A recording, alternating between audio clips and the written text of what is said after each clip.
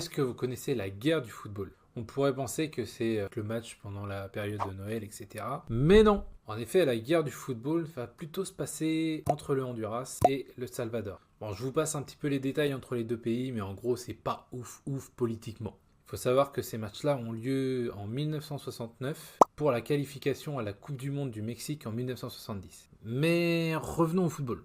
Il y a forcément un match de qualification entre le Honduras et le Salvador. Le match aller a lieu au Honduras. Bon, malheureusement, les joueurs salvadoriens, ils tombent au mauvais moment parce que le jour du match, c'est aussi le jour d'une grève enseignant. Ouais, il y a des grèves enseignants aussi là-bas. Et les enseignants, pour protester, ils mettent un peu des clous partout sur la route. Évidemment, qui c'est qui crève? Les joueurs du Salvador. Pas très contents et tout ça, ça part en insulte un petit peu dans la rue. L'Amérique centrale. Bon, évidemment, en plus de ça, les joueurs salvadoriens passent une nuit chaotique avec les supporters honduriens qui font la java toute la nuit devant leur hôtel. Les joueurs du Salvador arrivent le lendemain au match complètement épuisés. Le Salvador s'incline 1-0. Plus, il marque à la dernière minute, les Hondurais. Match retour le 15 juin. Cette fois, c'est au Salvador. On est un petit peu dans la même ambiance que le match aller. Bon, déjà, les joueurs honduriens, ils arrivent, les supporters brûlent leur hôtel. Sympa l'ambiance. Heureusement, 0 blessé, pas de problème. Juste, il a fallu délocaliser toute l'équipe dans un autre hôtel. Les Honduriens se pointent au match le lendemain. Tac, rangé, ils prennent 3-0 contre Salvador. À la suite de ce match, les supporters honduriens, on a beaucoup d'affrontements dans les rues, etc.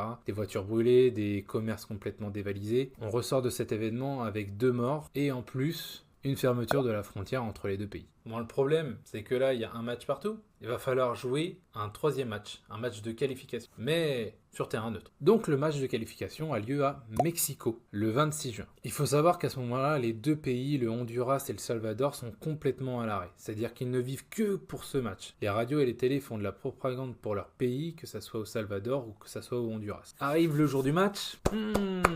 Ambiance bien délétère, bien évidemment. Fin du match, 3-2 pour Salvador. Le Salvador se qualifie pour la Coupe du Monde au Mexique. Évidemment, on n'en reste pas là. Tous les politiques, les supporters, etc. accusent l'arbitrage de tromperie. Ils accusent aussi les adversaires de tricherie. Il s'ensuit des violences absolument incroyables au Honduras. Toute la population qui avait émigré au Honduras est obligée de retourner au Salvador. Et du coup, ce sera 2 semaines plus tard que commencera la guerre de 100 heures. Guerre de 100 heures tout simplement parce qu'elle a duré 100 heures. La guerre démarre le 14 juillet, soit 2 semaines après le match à Mexico. Donc c'est pour ça qu'on appelle ça la guerre du football. Vous la connaissiez cette anecdote-là? N'hésitez pas à me le dire dans les commentaires si vous la connaissiez.